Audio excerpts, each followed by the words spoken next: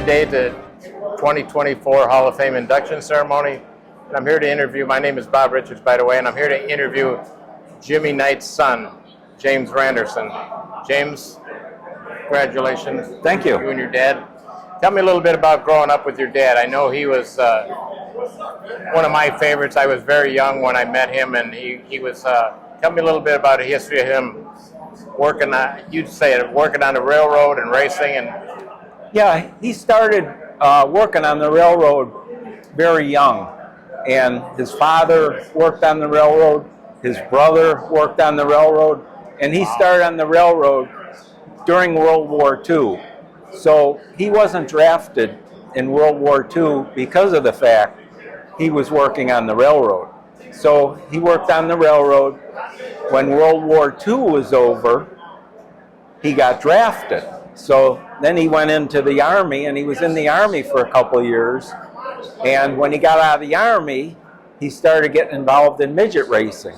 And by this time, he was 27 years old when he first drove a midget. And nowadays, that's pretty old to be starting out. Very old. Kids are starting 12, 13 years old, so they got to admire them for that. Yeah, because I remember a long time ago we'd be talking, and so-and-so, at that point, you had to be 21 to drive a midget to get started. And I would say something, oh, that guy's pretty young, 21. He goes, yeah, I couldn't start till I was 27. You know, he's lucky and stuff like that, you know. Yeah, I really admired your dad. I know early on in my racing career, I would see Jimmy Knight racing up at O'Hare Stadium in Chicago, and it was a very nice track, but all them races were always 100 lappers, and your dad, if he didn't win it, he was winning it or he was dominating it. So do you remember those days at O'Hare?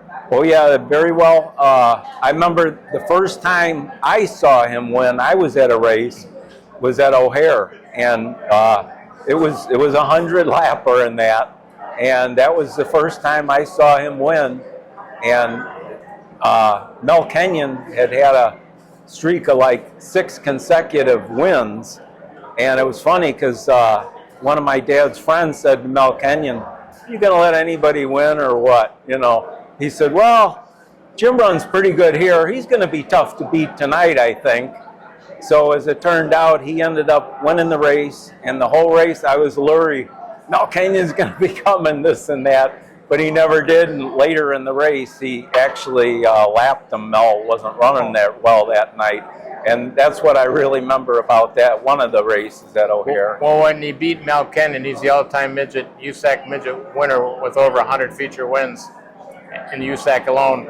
But when you go up against guys like Mel Kenyon and Bob Tattersall and Bob Wenny and Bobby Grimm, those guys basically race for a living. Right. And where your dad was working on probably 8 to 3 or 8, you know, working 8 hours a day and coming home working on his race car and towing it to not only local events, but he would venture out into Indiana and Ohio and different tracks like that. So you got to admire somebody that can do, and then tell them about your dad building race cars too, building his own cars. Yeah, he built a midget roadster. This was back, I was very, very young then, and he campaigned that for a while. And then he actually got out of racing for a few years, and he would drive a car every so often locally, you know, for somebody, I guess, would ask him to drive. And then he started building some cars together. He built a car for Howard Lenny, which Parnelli Jones drove a number of times in that. And then after that, he built a couple of 24 cars, were his cars in that. And he would, pretty much when the racing season was over, when winter would come, he would start on a new car, you know, and spend the winter building a car, you know, off and on, you know. I know they called it the Night Light Offie, which was probably lighter than most cars, but your dad was a perfectionist at building those cars. Not only did they run good, but they looked good. Yeah, he spent a lot of time on it, and it was very light, you know. And I can remember when he wasn't racing, he would do shows. I mean, he would work on people's cars like Tony Bentonhausen running up in Milwaukee on the mile track, and I've seen pictures of him. Working on the car after Bentonhausen won a race. So your dad was just so talented.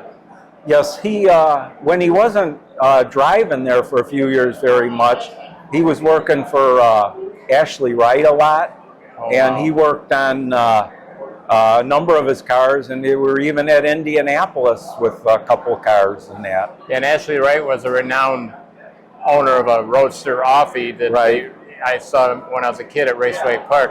But I first met your dad in the mid-'60s. I was early on in my racing career, and he called me up and wanted me to come and see the car he was building. And he offered me, this is the biggest mistake I ever made in my life, he offered me a chance to drive. He was putting a Chevy 2 in, and he offered me the chance to drive his car. And I was in partnership with a friend of mine, and he said, no, don't do it. So I regret that I didn't do it, but you have to support the person that you're racing with at the time. But it would have been a great opportunity being young like that. I could have learned so much from him. But I'll tell you something your dad told me. He said when he worked on the railroad, he did a lot of walking, and he knew I didn't smoke or drink. He said, don't smoke, don't drink orange pop, exercise, stay in good shape, and your dad was in excellent shape. Yeah, he was. Yeah, and he was always like, I think when he worked on the railroad, he stayed outside the train unless they were going somewhere. Like, they'd pull up and he'd get out and switch the tracks or whatever, and then he would just walk, and then until they were, going a distance or whatever, he would stay outside the train, and walk. Now, did your dad ever try and talk you into driving race cars? Not really. He just said, he actually built a quarter midget I had when I was really young. Oh, wow. And I had this quarter midget I used to drive around in that. And then I had I got a go-kart from somebody, and then, I don't know if you remember, we actually bought a go-kart from you. That's what I heard. You told me that, yeah.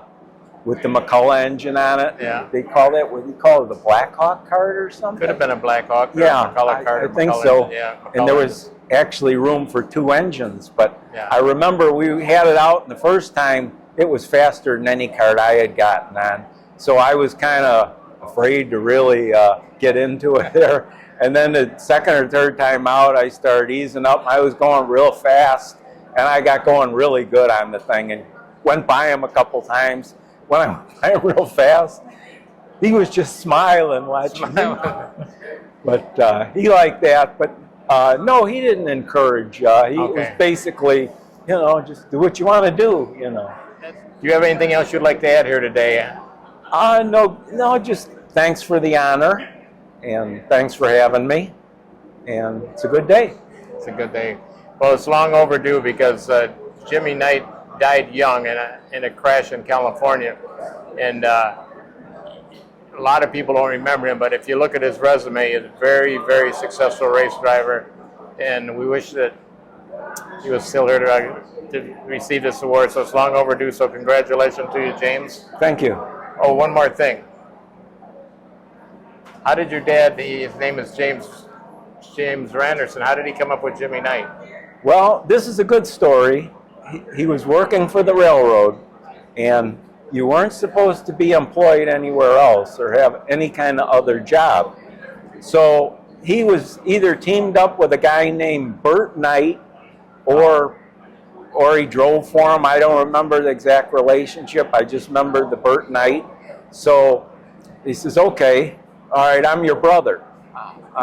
You're Bert, I'm Jimmy. So somehow they came up, he was Bert Knight's brother and that. So as it turned out, one of his bosses from the railroad happened to go to a race and was a race fan and happened to see him at the race and that. But he was into racing and he enjoyed it, and he thought it was good. So everybody at the railroad pretty much knew he was racing then, but they didn't, they just let it go. So that all worked out. Yeah, I love that story. And once again, congratulations to you and your family. Thanks a lot. Okay. Our next inductee is the late Jimmy Knight. And for you younger fans out there, Jimmy Knight was one of the top midget drivers in the Chicago area. He won in both AAA, USAC, and other classes throughout the Midwest and in the country. he was old enough, or young enough, I should say, not to be inducted into the Army during World War II, but right after the war, he was inducted into the service. Right after he got out of the service, what he's going to do? I'm going to race midgets, and he did, traveling the country. But the thing about Jimmy Knight, he held a full-time job with the railroad. He was a railroad worker. But his son will tell you, he'd come home, load the car on the trailer, and off he'd go. And he was successful. He won 11 USAC feature races. I mean, you're talking about the cream of the crop of open wheel racers back then in the 50s and 60s. He was one of the guys that would win. He won in AAA. He won indoors at Fort Wayne, Indiana. He won one of the feature races at the Tangerine Tournament Invitational. He won 4 of those USAC features, came at the old O'Hare Stadium in Schiller Park, Illinois, right in the, what do you call it, the shadows of O'Hare Airport. In 1967, he went to California for the first time to race the midgets, the USAC midgets. Got into an accident, flipped, pinned in the car caught fire, and he was burned severely. It was a 50-lapper at San Gabriel Valley Speedway. He was on the road to men, skin grafts, etc. But unfortunately, he passed away on May 11th, 1967, after battling those injuries. It's my honor today to induct Jimmy Knight into the Hall of Fame, and to accept the award is his son, Jim. Here's one other interesting thing about Jimmy Knight. His real name was Jim Randerson, but he didn't want the railroad to know too much about that, so he raced under the name of Jimmy Knight. I want to thank the Hall of Fame committee for remembering my dad and inducting him and doing a good job of summing up his career. It was a long career, and he took breaks in between, and he went back to racing always. But he would come home from work, get the car loaded up, go to the races, bring the car home, sleep a little bit, and get up and go back to work. That was pretty much his lifestyle. And he also would manage to coach baseball and get involved in other activities. And I just want to thank everybody, the Hall of Fame committee, for inducting him and remembering him and honoring him with this honor. And summing up his career, doing a good job, getting it all together, as there were records all over the place. Thank you.